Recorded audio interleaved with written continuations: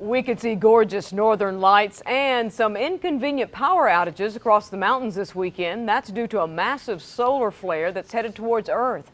News 13's Karen Wynn talked to some local astronomers about what we can expect. The Pisgah Astronomical Research Institute has some of the best observation equipment in the country, but experts here say the best thing you can have to look at the aurora is a good pair of binoculars.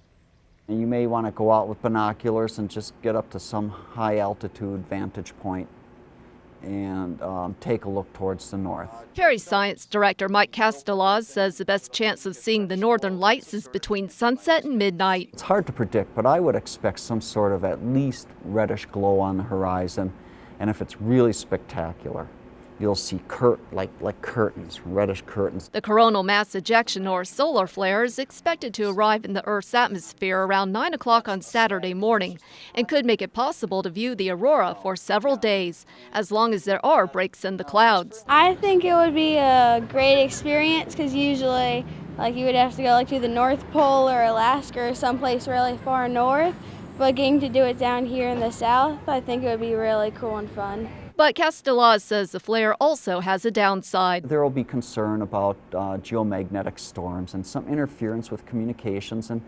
possibly, some interruption of power grids. That concerns some people. My work demands that I have a GPS and to be able to get around.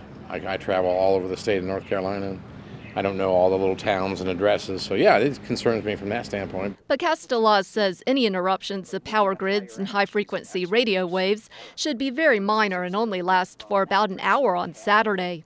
Folks here say the aurora will be visible for a few more days, but if you miss out on it this time, there's a good chance that there will be additional aurora-producing solar flares later on this year. In Transylvania County, I'm Karen Wynn, News 13.